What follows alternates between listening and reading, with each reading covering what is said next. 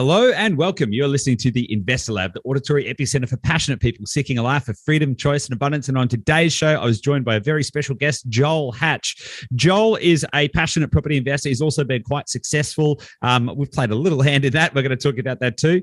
He's had some amazing returns on his properties. But what I really loved most about my chat with Joel was actually the wide-ranging conversation we had around culture, mindset, around his backstory, growing up in the country, how his family shaped his views on building wealth, how he stays connected with his goals, and in fact, how his investment portfolio has given him the freedom to be able to buy the home that he wants in the place that he wants, which is amazing, which is kind of the goal for a lot of people as well. So if you want to get the backstory on how Joel has found such great success in his portfolio, and you can too, we also talk about, then this is the episode for you. We also talk about abundance mindset, dreaming big, and the importance of building wealth and what that means in terms of impact when you give back to the world. So I really loved it. We covered a lot of ground. It was a really fun conversation, and I think you're going to love it too. So without any further ado, let's get stuck into it, and I'll see you on the inside.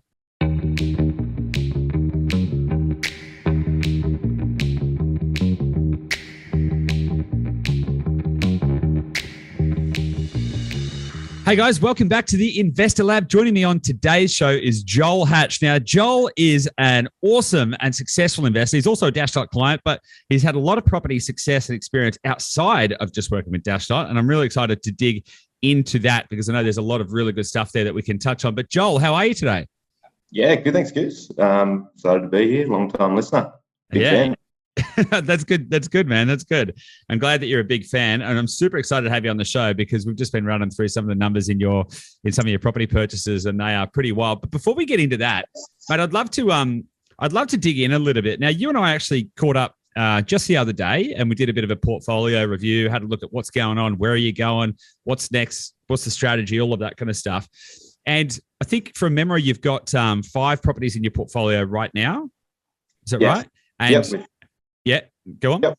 Just with me and my wife, we've got 5 between us. Yep. Yeah, you got 5 between you and your portfolio, which puts you in the top 1% of property investors nationwide, which is pretty bloody good going, right? Yeah, right. And you're gearing up to buy multiple more, right? So you're on track, which is pretty exciting. But let's go back a little bit. Tell us a little bit about yourself. What do you do? What do you do for work? What do you do for fun? Tell us a little bit about who you are. Where are you from? I'm from a tiny town called Narrabri, so I grew up out there. Spent a lot of time at a tinier town called Lightning Ridge. Don't know if you've heard about that. If that's come up in any suburb reports. It's a pretty interesting one.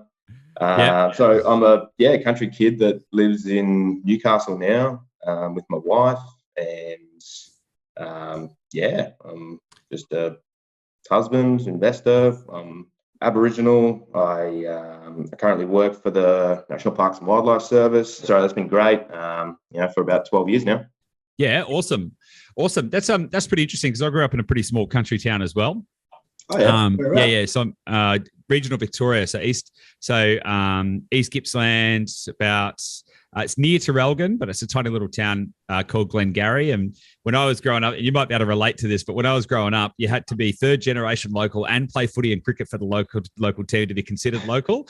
And I was like 1st generation local and played soccer for a different town. So I was like, never quite landed. Right? Was it like that when you were growing up?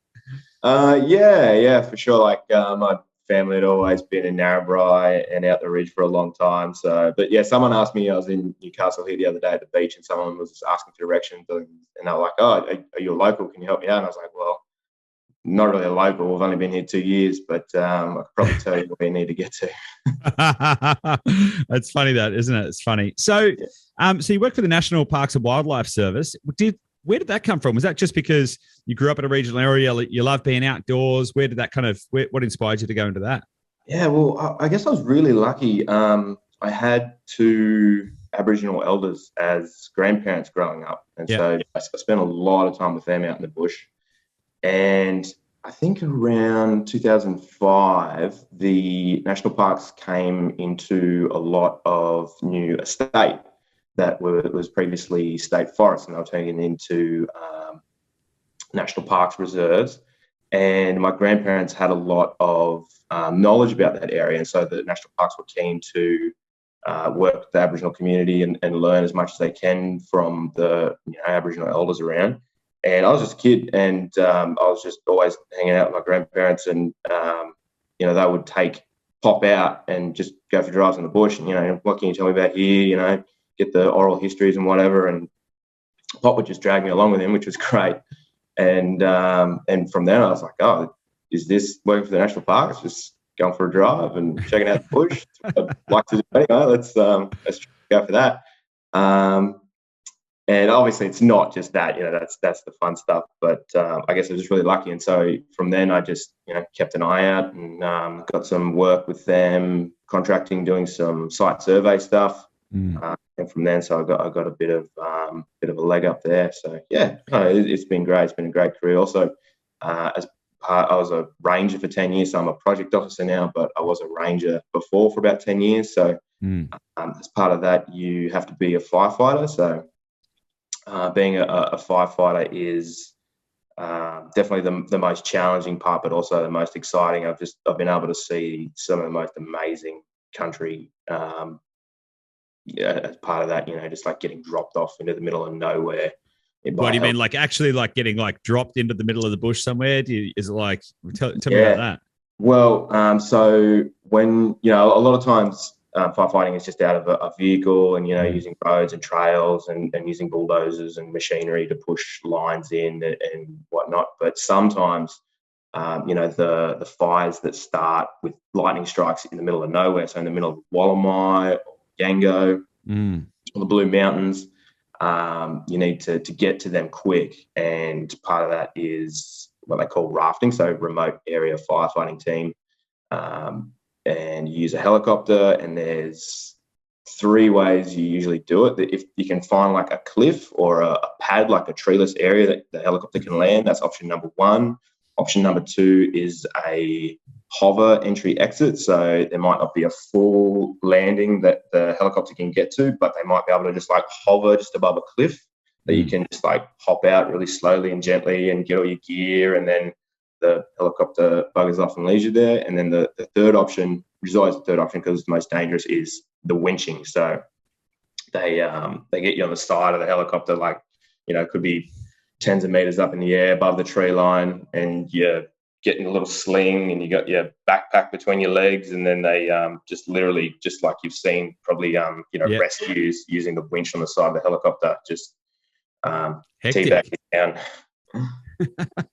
Mate, that's unreal. I actually didn't, because I knew you did a bit of that stuff, but I didn't know that you did rafting and stuff. That's pretty hectic. That's pretty intense. Oh, it's been the funnest part of my career for sure, and definitely the most challenging though. Yeah.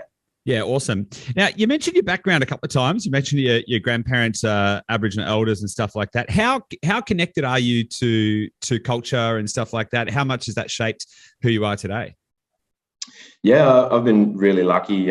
It's been great. I come from Gomeroi country. I live here in a Awabakal country now in Newcastle. But definitely, shaped who I am. Both my parents worked full time when I was a kid, so just spent a lot of my childhood with my grandparents. Yeah, right. Awesome. Yeah. Awesome. Sweet, man. And yeah, that's awesome. I'm interested to know then, where did property investing kind of come into it? Because like I can see where the love of the bush and everything like that came from. I can relate to a lot of that stuff from my own stories growing up and everything like that. So I can see that. But where did you was there anyone else in your family that was a property investor? Where did you first start getting that thought? Yeah, well, I was really lucky on the other side of my family. My other grandparents were always talking about shares and investing and compound interest. So they taught us grandkids about that, like when we were teenagers. And I just remember thinking, oh, that's, they explained it really well. And I was like, oh, wow, this compound interest sounds amazing. And from then I think I just had this light bulb moment where I was like, oh, this is what rich people do. Like, they work smart, right? Like they invest in things and they make money while they sleep. Yeah.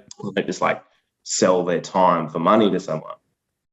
And so I think when I so I was always like interested in, investing in general. But then when I started work, I, bought all the books and listened to all the podcasts. And I think property just made so much sense to me. Like one of the books I bought and devoured so quickly was the Investing in Real Estate for Dummies book. And good starting place. Yep. Yeah. Very appropriate for me because, it needs to explain things to me like very simple terms. And I would just I had this a really long commute to work, like a 1.5 hour each way commute to work when I first started working at uni. So I would listen to all the podcasts on the way and then get back home and sit on the floor with this book and my notepad and pen and take notes. And it just made so much sense to me. I also read, Investing in Shares for Dummies and a lot of books on shares. I have a few shares, but I think property just makes so much more sense. I think shares that pay dividends, great. Okay, you invest your money. The company goes, yep, we'll use that. We'll give you some back. And, because we're using your money, but shares that don't give dividends, I'm like, wasn't that just a voting system, like a popularity contest? I don't know. Very interesting insight. Yeah. Well, property made sense because you're taking the risk, buying this property, giving someone somewhere to live because they need it, and you look after them and they look after you, and it's a simple transaction, right? So, just treat it like a business, I guess. Yeah, and it's pretty interesting as well. Even just the dynamics of shares. Let's say you've got a company and it's listed on the stock exchange. If it wants to raise more, capital, it can just issue more shares. Yes. So it can just it's not like a finite number. And actually, as I started getting into business and kind of working that out, because I kind of thought right, you start a business and, let's just say there's 100 shares in the business, then that's the 100 shares that exist. And then if you sold some of those shares to an investor, you'd be taking from the 100 and giving them some, right? Say 10 shares for 10%. But in fact, you go and just make more shares. You just go, well, I've got 100 shares and I'll make another 11 and I'll give those 11 to you. And then you can own that bit. And so it's a continuously it's kind of a weirdly elastic, amorphous value kind of thing. Now, I love business. I think it's awesome. And I'm actually really into understanding and all of that kind of stuff. But I think you're right. When it comes to thinking about the other thing about shares and businesses is they can go to zero, right? They can go to bang, zero, just like that. Enron, for example, which was a massive company, billions of dollars, turns out they were cooking the books and then they went to zero and they were gone, wiped from the face of the earth. But houses don't go to zero. Don't get me wrong. Markets can go down. Things could fluctuate, all of that kind of stuff, but they don't go to zero because they're a real asset, And so, I think I can see why that sort of started to stick with you a little bit. So when did you how old were you when you sort of started going, okay, this is going to be for me? And what did that path look like? I think as a teenager, I was always interested in it, but I was always just, I had a job from whenever I could work, but it was never enough. Well, it probably was, but, spending it on other things, I never really had enough money to invest or definitely not buy a property. So when I started work after uni, I was like, okay, this is the time. This is when, I'd save up, buy a property, maybe buy some shares along the way. And when I, started full-time work, I was like, all right, time to hook in, get serious. Nice. And it's a pretty interesting, I was just kind of reflecting a little bit there because you had kind of it's almost like you had, you had the yin and yang in your kind of growing up. I was almost going to relate it to Rich Dad Poor Dad, but it's not quite like that in the sense that I was thinking.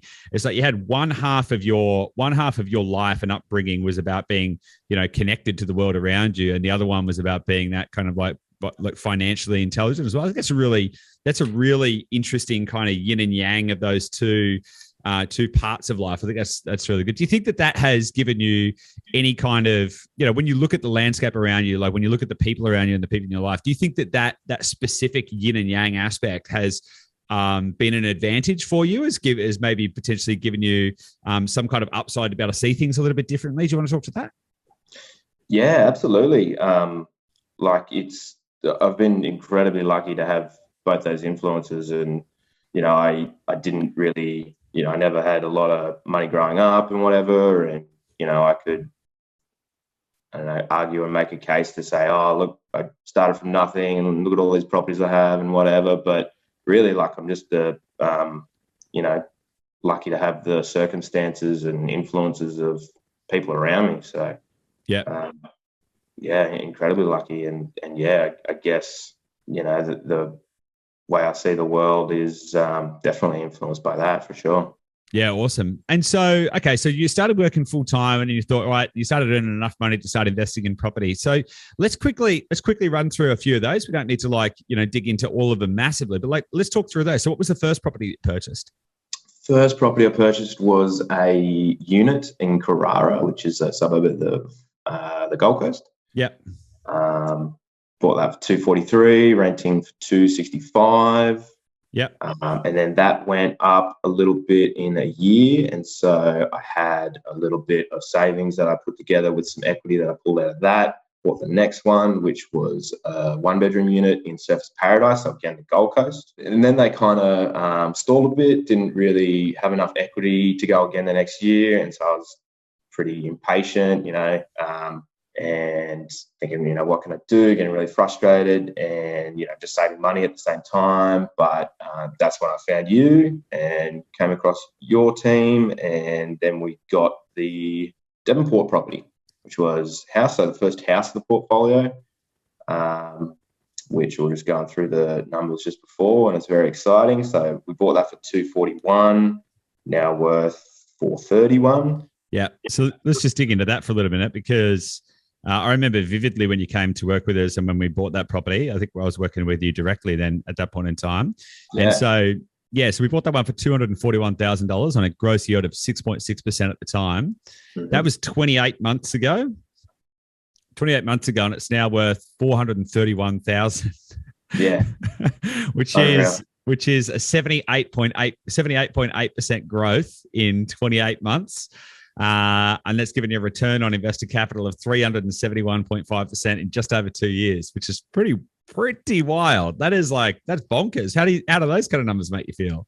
Yeah, it's almost surreal. It's like you gotta remind yourself, pinch yourself, and go, oh wow, this is actual numbers. This is the stuff that I would be dreaming about before getting into property investing. Like, oh, imagine when this happens, and it's finally starting to happen. So it's great. It's funny that, isn't it? Because I've actually experienced that myself. Because you're like, when you're starting to invest, you're like, okay, right, I intellectually understand it, right? If I buy the right property in the right place at the right time, well, this stuff's going to happen, and it's going to grow, and there'll be numbers that are in the hundreds of thousands of dollars of gain that I'm going to make, and you intellectually and conceptually understand it. But when you actually start looking at the balance sheet, you start going, whoa, hey, whoa, hang on, this is the stuff that a few years ago I was thinking about might happen, and now it's here. It's like, whoa, hang on a second, this is real.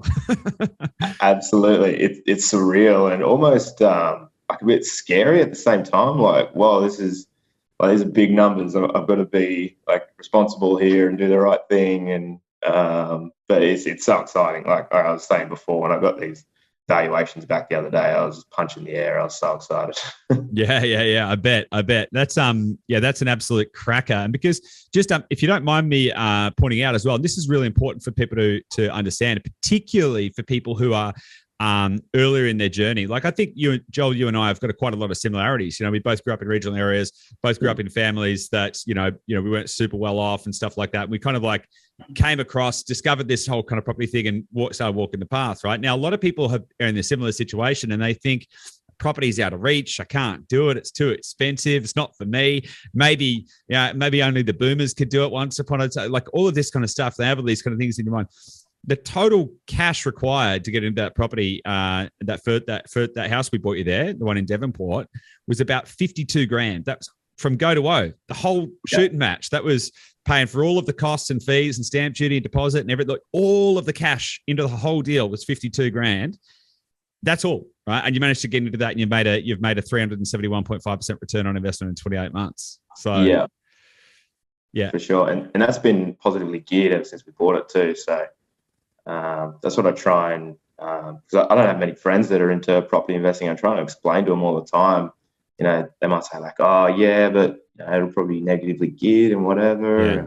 No, like you can get these properties that put your money in your back pocket each year, and you can get massive returns on if you just, you know, you got to find the right place. But Totally. So what happened then? What happened after you bought the one in Devonport?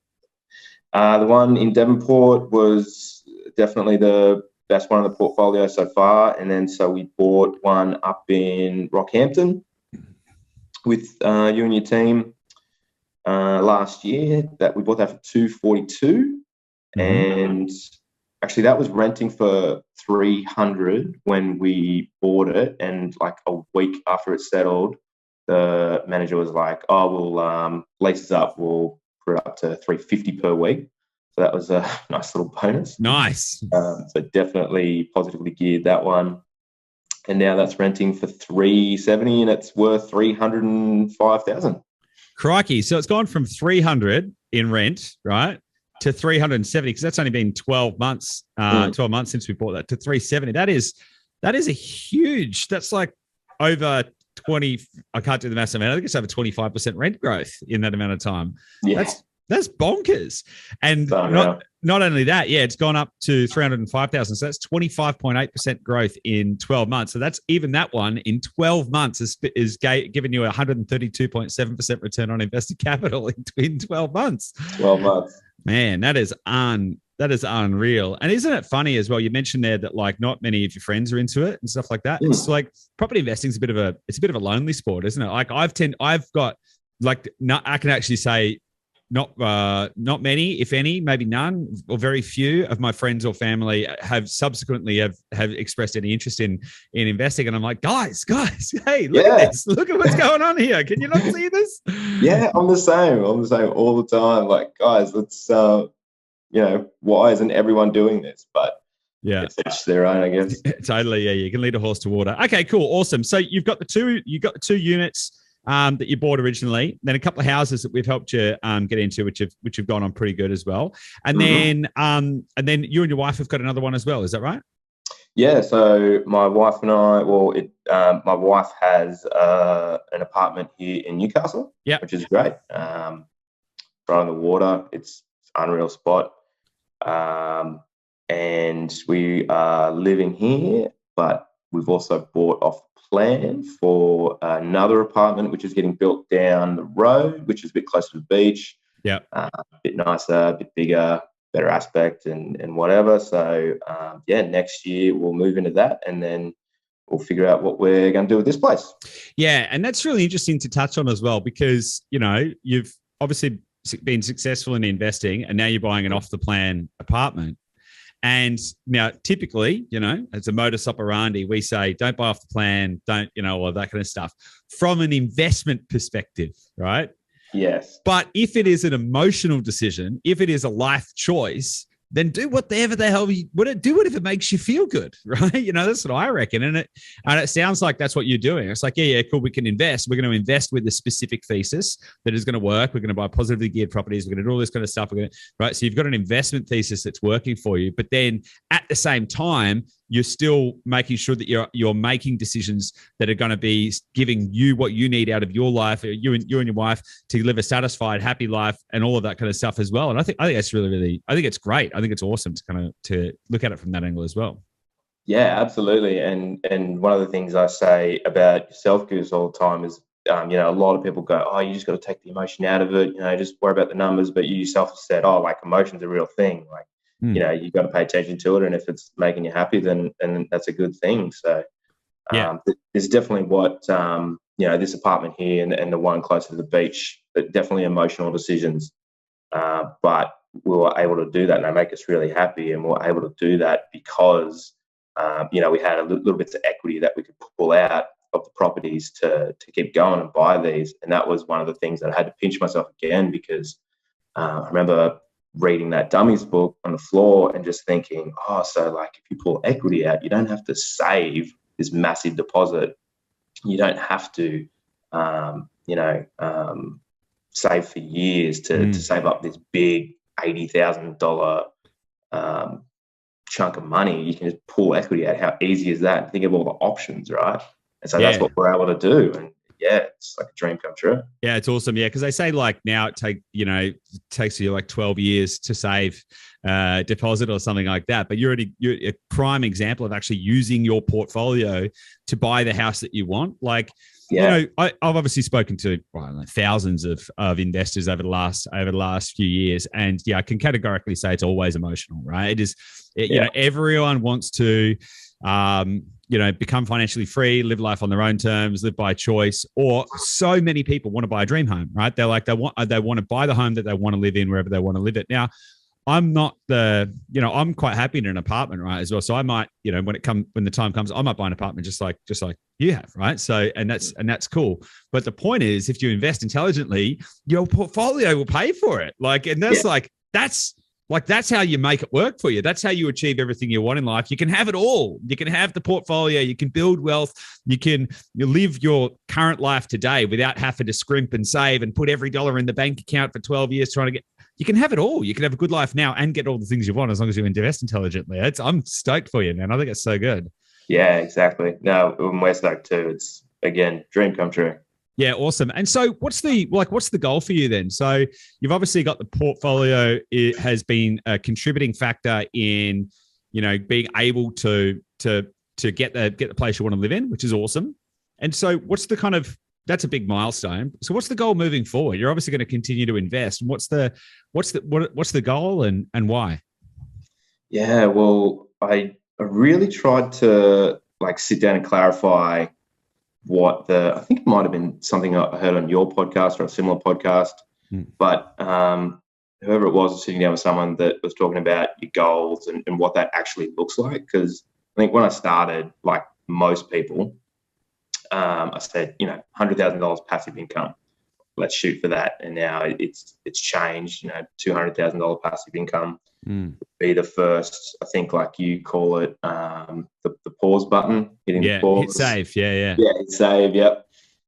So 200,000 would be the save point for us at this point. But when it comes to what the goal is, I mean, it's not like I hate my job or anything. I've had some of the most amazing experiences on my job. So it's not like I'm just going, just can't wait to not work. It's just you want to be able to just have options, I guess. I mean, I'm the kind of guy that just gets obsessed with things periodically. So I just want to have the freedom to just spend my time on things that I'm obsessed with, whatever it is at that point, And when I really tried to clarify what the goal was and what that looks like in life, I think I wrote at the top of the list just friends and family because, there's no point otherwise, I think. But also a bunch of other wild, probably stupid goals and ideas. But they're not stupid. Don't downplay them, right? They might be wild, right? But that doesn't mean that they're stupid. Yeah. But it's always kind of changing too. One day I might go oh yeah, I'd love a winery. I still would love a winery. One day I'd love to have multiple businesses and, I want to buy farms one day, wineries. I want to, invest in green energy. I want to get into angel investing. Awesome. The podcast that you had was really interesting on that, the angel investing one. Renovating properties, get into philanthropy and whatever, what that looks like on the ground, I think might change along the way. But just in terms of money goals, I think I never want to have to question whether spending money on books, health, food, so I'm obsessed with food, good causes or travel. And I think I've always liked to fly business class. Yeah, nice. That's man, I love that, right? Because what you've kind of pointed out there, that's loads of really good stuff, right? And those aspirations and those goals and those dreams, they can all be absolutely true. You can think of any number of people. People see some people who are wealthy and they think, oh my God, that's they've done something weird, but they're usually actually a fair bit older than you and I, right? So I think you and I are about a fairly similar age. You look at people who are billionaires and you go back to when they were sort of in their 30s and they were, sometimes they were nowhere. Sometimes they were literally at zero, right? Yeah. And then by the time they're 50 or 60 or 70, right? But you see videos of them or you read their books and they don't sound like old people anymore. They're just like, I can think of half a dozen right now who are 60 plus who are jumping around like they're 30-ish, right? And they've all got B's next to their net worth, right? And they're all doing all of the things that you want to do. In fact, I just learned yesterday that Ray Dalio, I'm not sure if you're familiar with Ray Dalio. So reading his book at the moment. Yeah. Oh, which one? The Why Nations Succeed and Fail. Changing World Order. Yeah, cool. World Order, yeah. Nice. Really so good.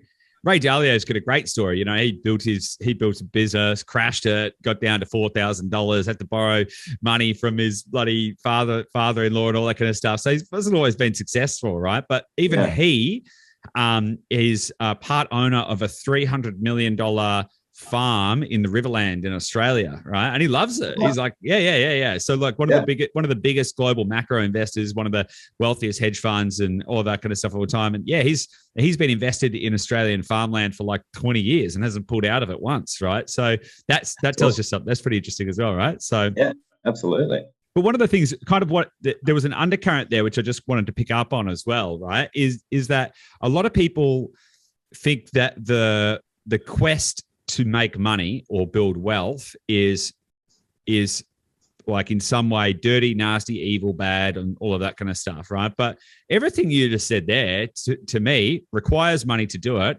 but also sounded joyous, happy, abundant, and it's going to give back and make the world a better place. And I actually think that not enough people have enough focus on what am I doing? Like it is actually my obligation to try and get further ahead in life so that I can do all of that kind of stuff, so that I can make a difference, so that I can contribute to the world, so I can create, so all of that kind of stuff. So I think that that's a really interesting undercurrent in the things that you just said there. What are your thoughts around that kind of like money mindset? Have you thought about that at all? Yeah, absolutely. The goal is to not quit work and drink margaritas on the beach. I couldn't really think of anything worse doing that day in, day out. It's just being able to invest in things that you're passionate about. And I think I've always thought, and it might change if I'm ever a billionaire, but I look at billionaires and go, wow, just think of the good you could do with that money. I know, right? Yeah. Yeah. Imagine if you had $1 billion cash in the bank, you could literally be like, okay, I'm going to go and take $500 million of it and I'm going to go solve poverty in a country somewhere. I'm just going to like, bang, just like, let's go. Let's have at it. Now, obviously, there's complexities with that. You can't just throw money at the problem, right? And there's a lot of people working on that kind of stuff. But conceptually, it's like if you've got $1 billion, $10 billion, $50 billion, it's like, imagine all the things you can do. Like we're a little bit off topic here, but like I love walking around the city, the CBD in Sydney, right, and looking at all the big buildings, right, with like the company names on it. It could be AMP or Ernst & Young or something like that. And I look up at those buildings and I'm like, those buildings didn't exist once upon a time. Somebody had to build them. Those companies didn't exist once upon a time. It was probably started by a couple of people sitting around a table somewhere going, oh yeah, I've got an idea. And then they started it from scratch. And you look at Atlassian and they're building $1 billion building in Sydney, all green eco and beautiful, all of that kind of stuff. And I'm like, yeah, they're like building $1 billion buildings. Like, you know what I mean? Like, so that you can have a huge impact when you can achieve greater levels of prosperity. That's for sure. Yeah, absolutely. That's the goal for sure. And it's been good talking about building businesses. I think when I started working with you guys, you were quite a small team, and just listening to the podcast with you and Gabby the other day, I think was it your 100th podcast, and you were talking about how big the business is now. It's just really cool to see, oh, like they're doing really well, like they're smashing their goals, and I've seen them kind of like worked with them when they're a small team, and now I'm working with them when they're a big team. So that was really cool. Yeah, awesome, man. Yeah. Thanks. It's been fun. It's definitely it's definitely been a fun ride so far. So, mate, I'm interested to know. Then, if you could wind back the clock, right? If you could wind back the clock 10 years or even a bit further, what advice would you have given to your younger self? Buy as much Bitcoin as you possibly can. No, I think I've fantasized about that like most people. But I'm just like so happy where I am here and stoked with the experiences I've had. So, if that happened, I probably wouldn't have had all the amazing firefighting experiences at work, because I probably would have quit, or probably wouldn't have met my wife. So I think, I don't know, if it wasn't anything specific like that, it'll be all right. Just chill out, just keep going. Just keep on swimming. Just keep on swimming. Yeah. You seem like a guy who's got a fair bit of gratitude for, where you are. And it seems like you seem pretty centered in that sense. Do you have any habits or rituals that help you kind of like stay aligned with your values, your vision, your goals, or anything like that? Is there any kind of practices you have in place? I try and like update my goals and as much as possible. Like I don't like journal as much as I would like to, which is a great habit from what I've heard and what I've tried.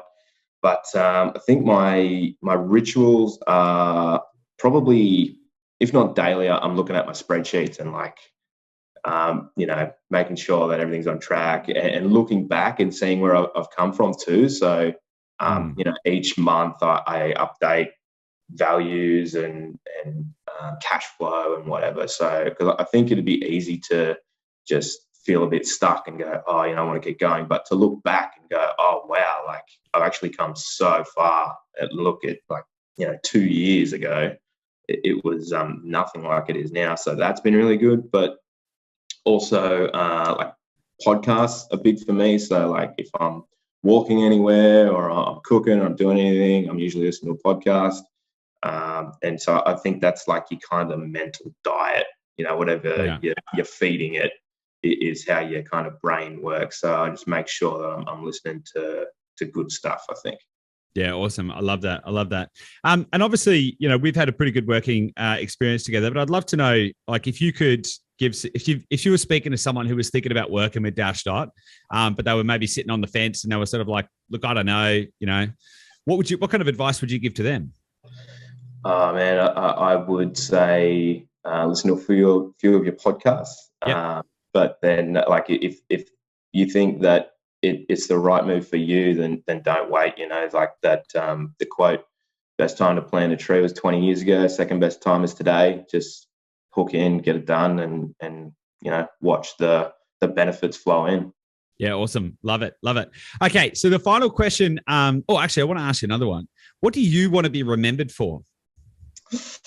I think, like most people, like we're saying, like I just want to be remembered for leaving the world a little bit better than what I found it. If I can leave it a lot better than what I found it, that would be a bonus. But like I said, like I've had some amazing influences and circumstances in my life. So I think if I could, influence and create as many circumstances for as many people as possible, that'd be good. I think also went through some hard times as a kid. So if I could be that person that I needed when I was 15 for some other kid, that would be a huge win. And anything on top of that is, a bonus. Yeah, love it. Okay, so I'm going to ask you the final question for the episode, right? So imagine it's your last day on Earth, right? Many, many years from now, you've accomplished everything you ever wanted, ever dreamed of. You got the wineries, you did the angel investing, you became a philanthropist, you solved world hunger, you smashed it, you crushed it, you achieved the whole lot, the whole shooting match. But the moment that you pass, everything that you've ever achieved or everything you've ever done and every trace of you ever being on the earth is just going to be wiped away. No one's ever going to remember you where you were there.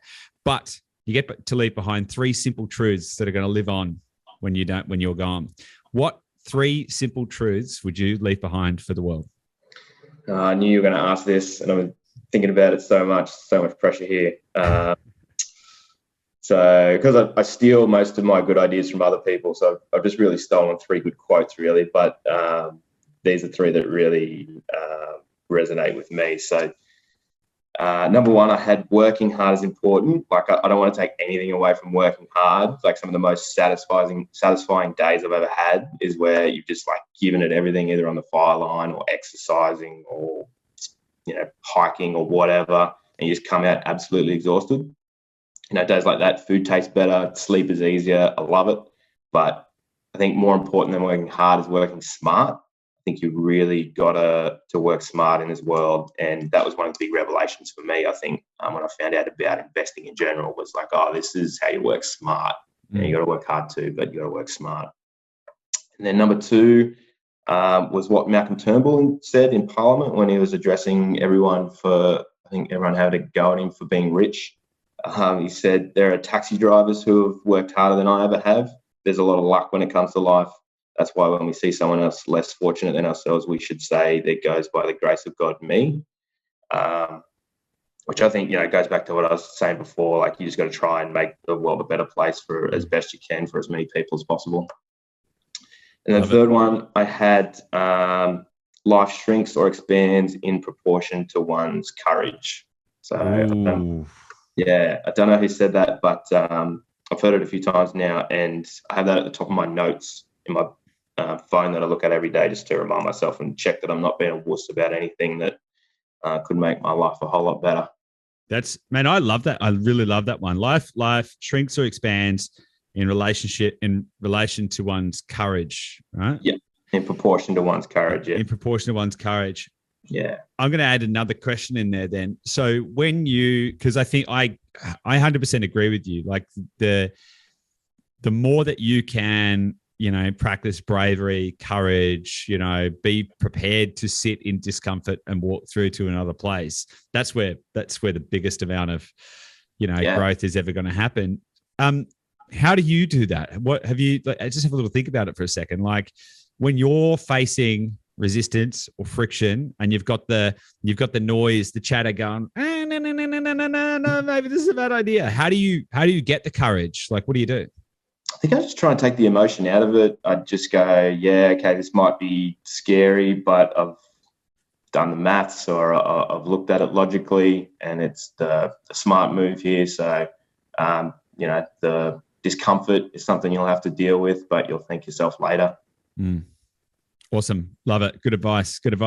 Well, Joel, mate, I've really enjoyed our chat. It's been actually really, really good. I love this episode. So thanks so much. Really appreciate you coming on the show. Yeah, thanks, man. Much appreciated. Big honor. Been listening for a while now, so awesome. That's very exciting. Cool, man. Well, I'm looking forward to helping you get some more properties. We'll see you soon. Can't wait. Thanks, Gus.